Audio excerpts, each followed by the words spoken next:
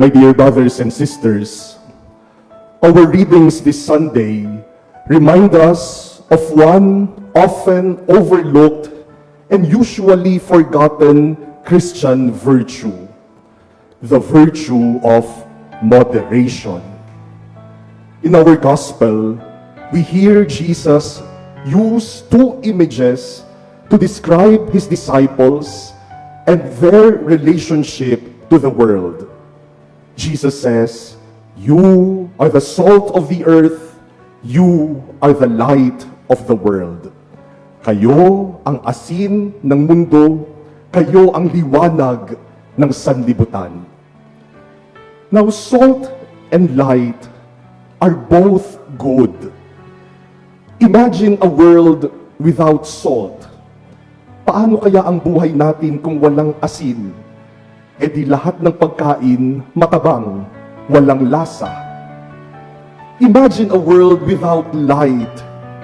Kung walang liwanag, mabubuhay tayo sa kadiliman. And so salt and light are both essential. They are both important. But they also call us to moderation. Because salt and light must be used wisely, carefully, and in the right measure, in moderation. Kapag sobra ang asin sa pagkain, sasabihin natin sobrang alat, hindi natin makakain, makakasama sa atin.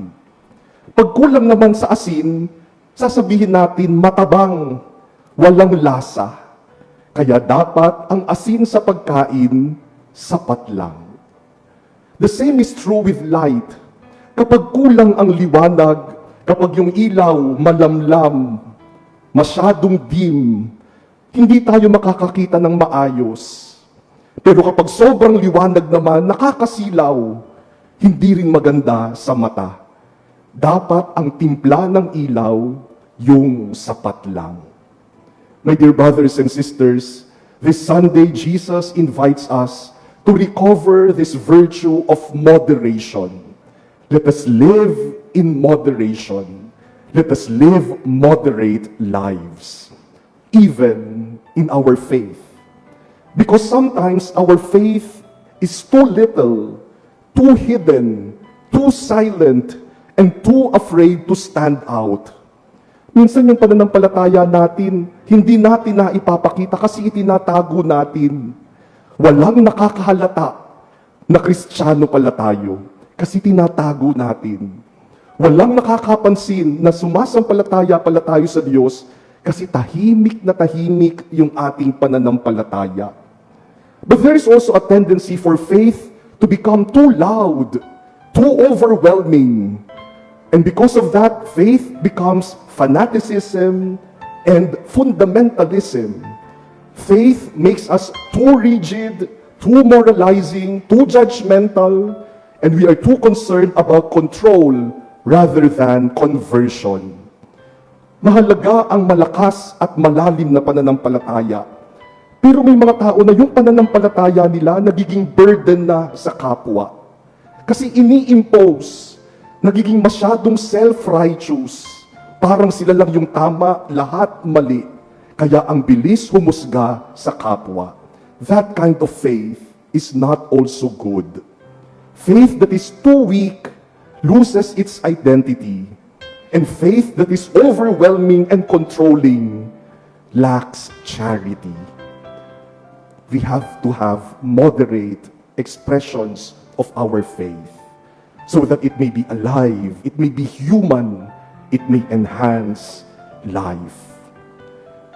That is why in our second reading today, St. Paul talks about how moderate he is in his proclamation of the gospel of Jesus. He tells the Corinthians, "I came to you not with sublimity of words, not with intelligence or rhetorical power. I came to you in humility and trust in God." Parang sinasabi ni Pablo, nung nagpahayag ako sa inyo ng mabuting balita, hindi ko pinahayag ang mabuting balita na parang napakagaling ko, napakahusay ng pananalita ko, napakatalino ko. Kasi kapag sobrang galing nung nagpapahayag, baka yung mga tao doon na sa preacher sumunod. Yung preacher na ang hahangaan, hindi na si Jesus. Pero hindi rin naman niya ipinahayag ang salita ng Diyos na parang mababaw lang, na walang kapangyarihan, kasi baka wala namang makinig at maniwala. My dear brothers and sisters, let us live the virtue of moderation. And let us check ourselves. Are we living moderate lives? May mga bagay ba sa buhay natin na dapat meron pero parang kulang? O may mga bagay ba sa buhay natin na dapat naman meron pero sobra-sobra naman? Hanapin natin yung sapat lang, moderation. Halimbawa po, sa pagkain. Let us eat moderately. May mga tao na halos hindi na kumakain. Hindi dahil wala silang makain, kundi dahil concerned sila sa kanilang weight, figure, and size. I have to maintain my figure. At dahil doon, hindi kumakain. Kahit na palaging mainit ang ulo dahil sa gutom, titiisin. Kahit na nahihilo na, namumutla na, hindi pa rin kakain para ma-maintain ang weight, figure, and size. Pero may mga tao naman na kapag kumain, parang wala nang bukas. Kapag kumain, todong kain. Kahit busog na, kain pa din. Yung sapat lang na pagkain. Or in spending money. May mga tao na sobrang kuripot. Yung bang kailangan ng gumastos, hindi gagastos. Pero may mga tao naman na sobrang gastos. Sobrang waldas sa pera. Hindi naman kailangan gumastos, pero gastos ng gastos. Let us use our money moderately. Even in work. Sometimes, we look up to people who are workaholic. Yung trabaho ng trabaho. Umagang-umaga, nasa trabaho na. Gabi na, nasa trabaho pa din. Hindi na umuuwi. Hindi na nakikita ng pamilya. Hindi rin naman mabuti. Pero may mga tao naman na kahit kailangang magtrabaho, hindi nagtatrabaho. Kahit nasa trabaho, nakatunganga lang at walang ginagawa. Let us work moderately. Even in charity, in sharing and generosity, we have also to learn moderation. The Lord, through the prophet Isaiah, in our first reading today, tells us, share your bread with the hungry, shelter the oppressed and the homeless, clothe the naked, and care for the poor. But the Lord reminds us that our care of others must be strong enough to matter, but gentle enough to heal. Kasi kapag yung tinutulungan natin, palagi na lang natin tinutulungan, baka hindi na sila matuto sa sarili nila, maging dependent na. Pero hindi rin naman nakakabuti yung hindi tumutulong. Kasi minsan valid naman yung pangangailangan ng humihingi ng tulong sa atin.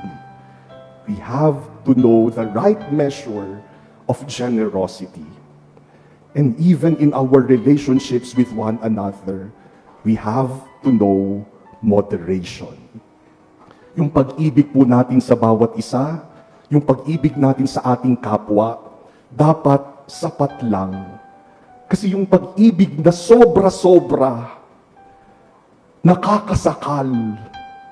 Yung pag-ibig na sobra-sobra, may tendency maging controlling at possessive.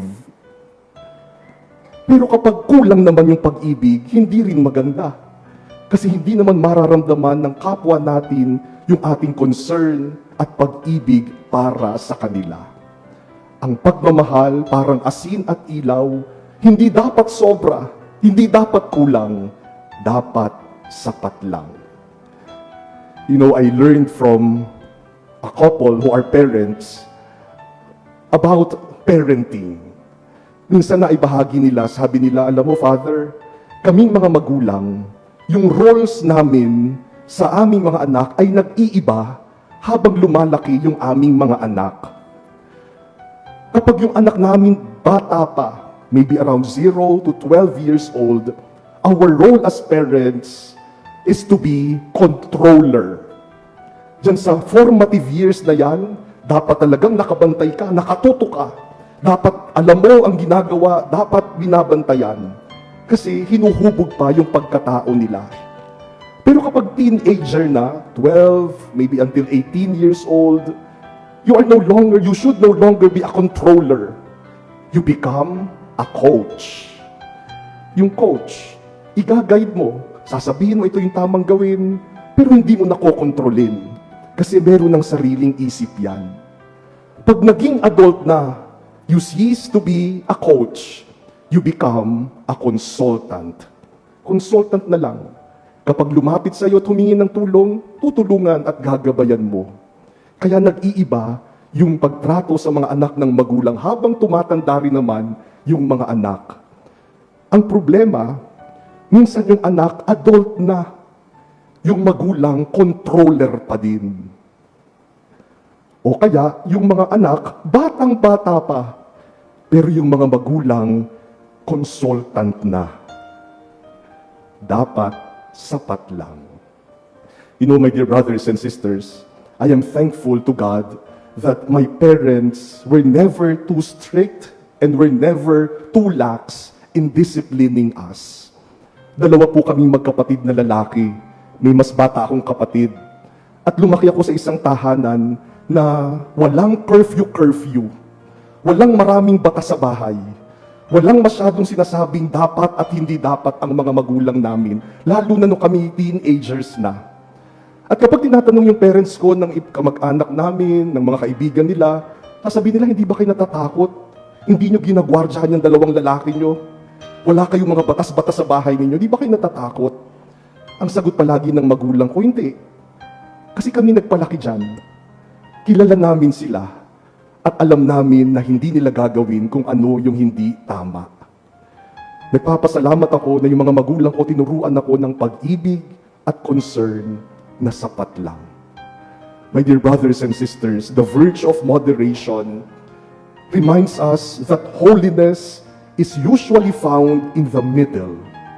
Not too much, not too little, just enough to give our life and our world flavor and light.